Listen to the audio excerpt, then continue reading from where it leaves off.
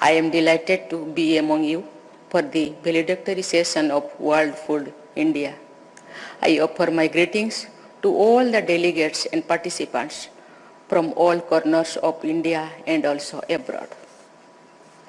The Ministry of Food Processing Industries must be commended for organizing the second edition of WFI after the first one in 2017.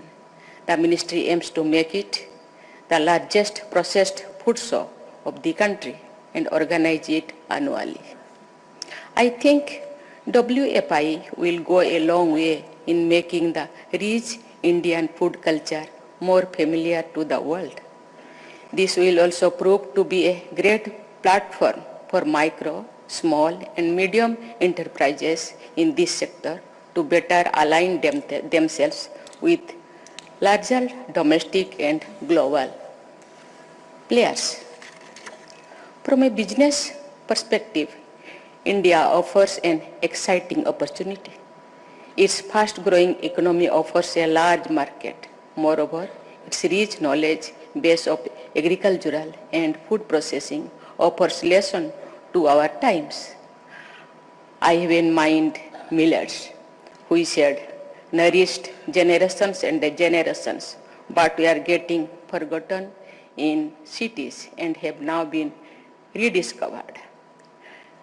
Talking not of their great nutritional potential, the UN declared 2023 as the year of millets.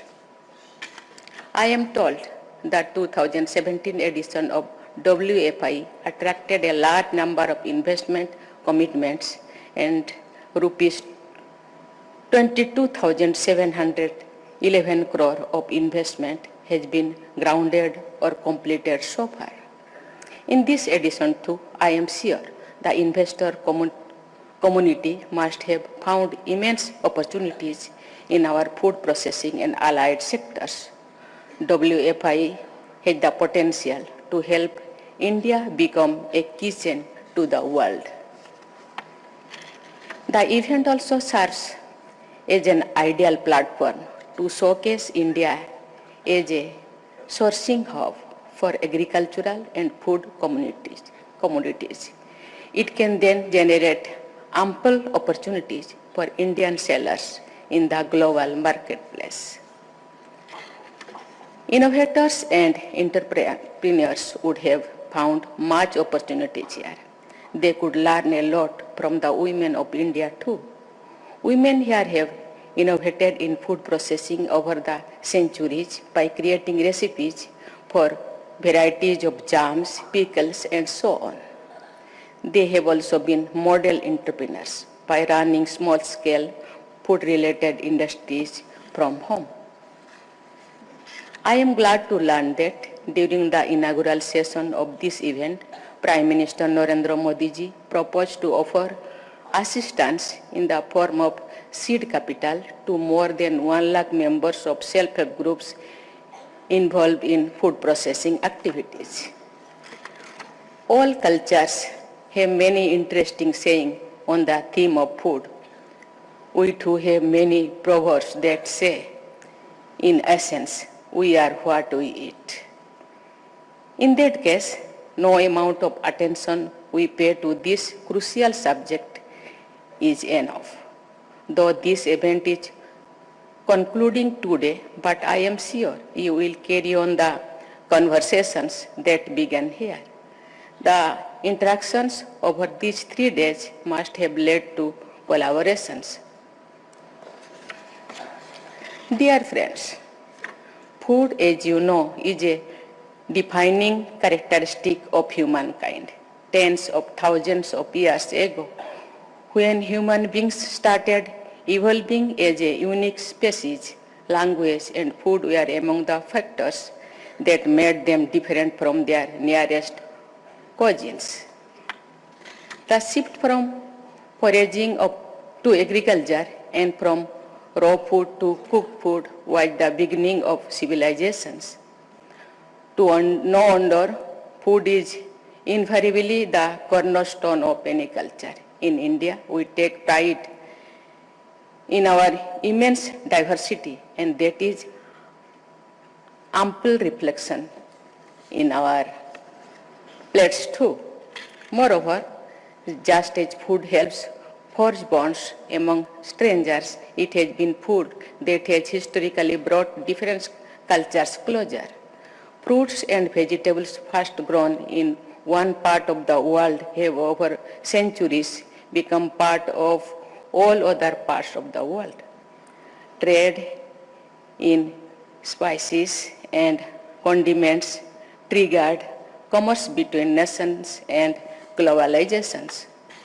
Ladies and gentlemen, food remains one of the basic necessities of life for every human being. It is distressing indeed to realize that a substantial number of human beings go to bed on an empty stomach in many parts of the world. This puts a strain on the great economic and technological progress humankind has achieved. It would have been a different matter if the world was not producing enough to feed all. Science has drastically improved yield and promises to even deliver much more. The large-scale prevalence of hunger is not due to the lack of production, but due to the lack of distribution. Is it also due to the lack of empathy? I don't believe so.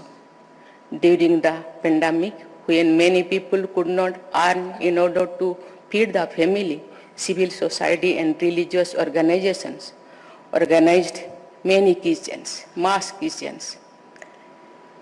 And I must also mention the Indian government's initiative for consistently providing free food grains to the poor apart from the subsidized grains. It was arguably the biggest drive of its kind. Let me also mention here that we must consider the environmental cost of what we eat. The previous generations did not have to worry on this count, but the time has come when we have to choose our menu in a way that avoids any harm to nature.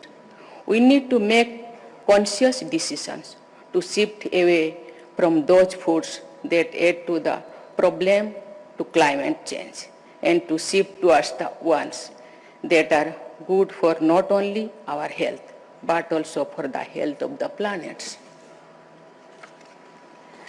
Dear friends, at the conclusion of this truly mouth-watering event, I should be offering you something like desserts, and here I am, like a typical Indian host, offering you even more food for thought.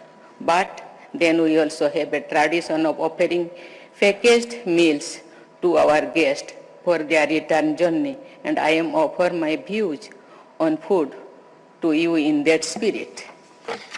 Let me end by once again congratulating the organizers, participants, and also the winners of the WFI Awards. My best wishes are with you all. Thank you. Jai Hind, Jai Bharat.